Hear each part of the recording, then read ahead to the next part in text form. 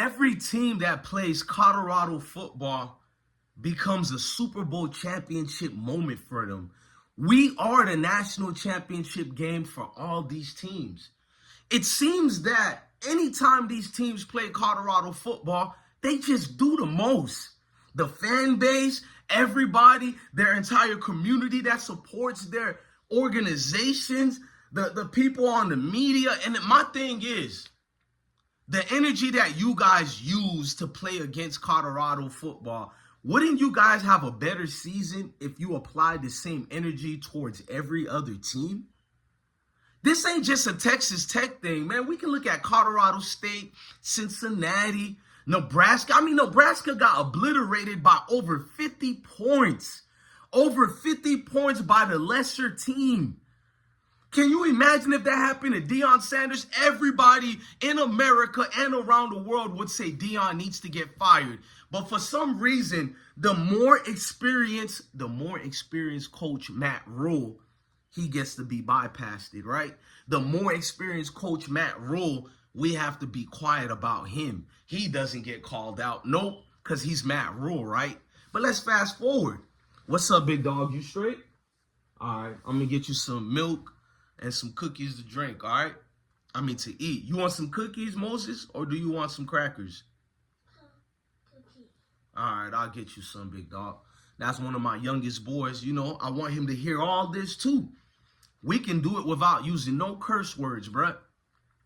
It seems that these losers that are all these football teams who play against Colorado, the cheating starts happening, the racial division, the derogatory terms towards our players, and even the fan base, they start using ghetto slang towards us as if it's to denigrate us and calling us EBT, babe. Just the energy that they exude towards Colorado as a whole. I just be sitting back like, do you know you people could be undefeated with your organizations if you just applied that same energy to every other opponent you played? But I know what it is, man. This is always going to be bigger than football and deeper than football. Even the melanated brothers who play on these other teams who end up doing the most for their Mayo coaches, you can tell their Mayo coaches start giving them a speech to galvanize them. But what kind of speech do they give them? You seen Dan Lanning ones. The Cinderella slippers are over. Oh, they do it for clicks and views, said the coach who's literally doing it for clicks and views. Then he criticized Deion in the transfer portal. But when you look at Oregon, they're one of the top teams in getting transfer portal players. In fact, their Heisman candidate quarterback, Dylan Gabriel, who's from Hawaii, who left UCF, who went to Oklahoma and then transferred to Dan Lanning in Oregon. They pick and choose and move the goalposts anywhere they go out with, bro. They're throwing bottles on the field. They're attacking players. They're digging up dirt from anybody who represents this university. And in the same breath, they'll get mad at a platform like ours when I expose all of the weak ones who tried to expose us, right? For instance, that two journalists that I exposed last year who tried to expose Shiloh's situation with the lawsuit as if it happened yesterday. None of them ever bring up Shiloh was just turned 15. He was in high school. His dad confused him with what was going on. And we love Deion here. This ain't, you know what I mean? It was a personal situation of conflict between Deion and Shiloh's mom at the time. Well, Deion's wife at the time, former wife, Pilar. And rules were being broken, so Deion calls that weak security guard to handle things a certain way. The security guard escalated it. In fact, Shiloh didn't even know the security guard was told to get the phone by his dad. So in Shiloh's mind, you know, this grown man is attacking you. He's taking your cell phone. And at the school, and I already looked at the policies of that school that year. There was no policies saying phones were prohibited. There was none at all. So I'm basically bringing that up just to show you the great lengths they go through, bro. Sean Keeler is supposed to be a journalist. He's bringing up family issues with Deion Sanders. He's talking about they're like the Kennedys. They can do no wrong. So this is a conspiracy now. black man does well at a university, you can't just leave it at that. It has to be a conspiracy that everybody's afraid of Deion Sanders. It's just about his boys. When I hear any weirdo journalist, pundit, analyst, or you fake Colorado fans, because I know the fake Colorado fans when I see them, all you weirdos who come out the works to be like, Deion is only staying for his kids. Deion only allow his kids to shine. You don't watch Colorado football, do you now? Because there's been a lot of games where it was never about Shedeur, never about Travis Hunter, and we can all agree a lot of these games haven't even been about Shiloh. He's been injured for most of the year. So what excuse can they use now? It's been a collective of a team group who have galvanized themselves together. You got guys like Cash Cleveland. Shout out to his beautiful mama. Cash Cleveland doing great things. He could have transferred last year when he needed to. He didn't. He seen the competition coming to Boulder. That man stayed firm and played excellent during the spring. What about guys like Charlie Offerdall? A walk-on, a dog. I would trade any 5 stars. I don't care if you think Charlie doesn't measure up to these other great players. I would take that heart Charlie got over any 5-star any day of the week because he'll make my job easier to coach, man. I won't get no diva like a Dylan Edwards. None of this type of garbage. I love Cormani, but goddamn, do you see what's going on with Cormani McClain?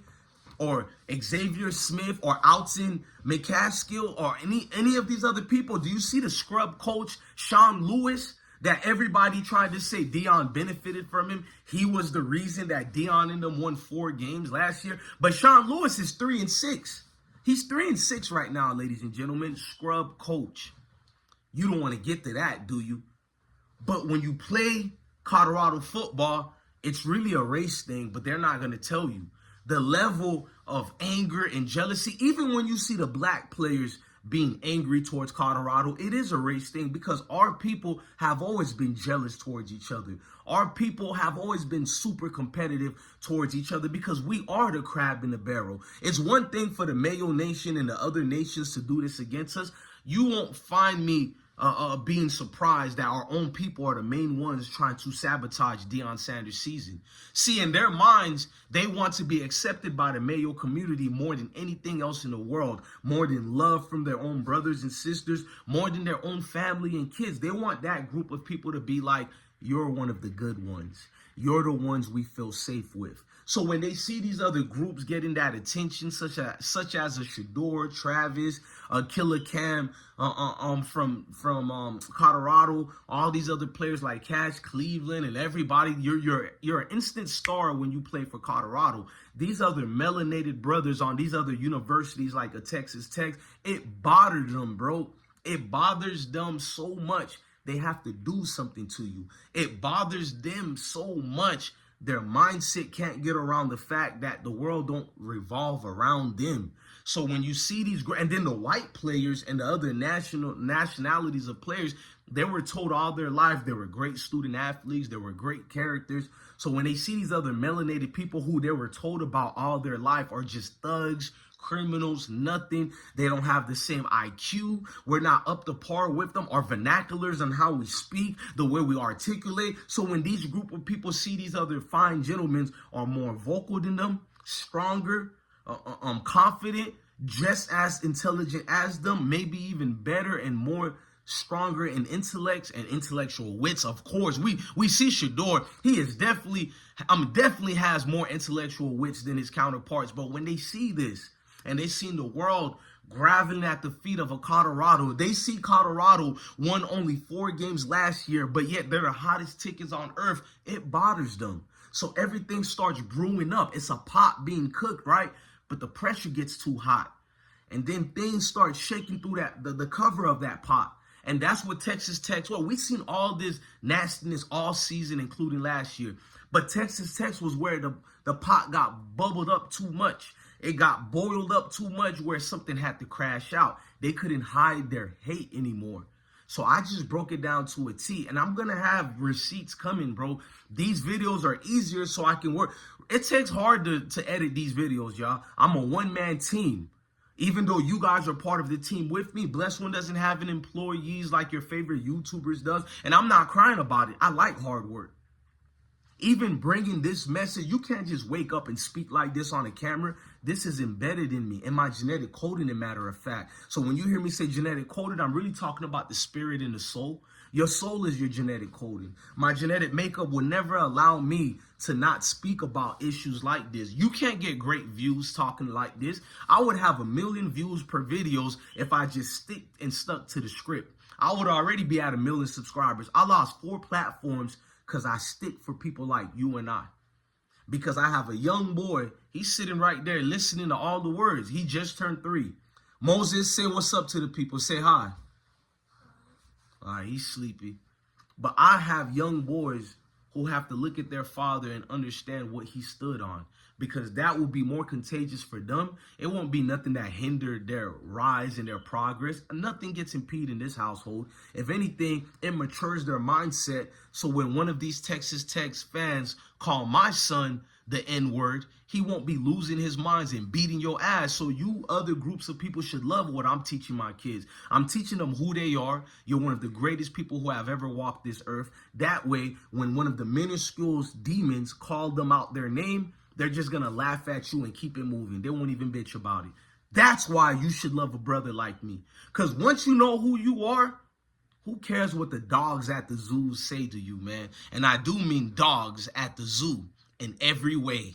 Shout out to Les Barbecue in every way. I'll be dropping my Les Barbecue video for y'all. He does the finest oxtails. Besides the folks in South Florida, them Caribbeans go ham on it. But I love my guy, Les Barbecue. But look, man, love your family, love your kids, and stay blessed. But wait.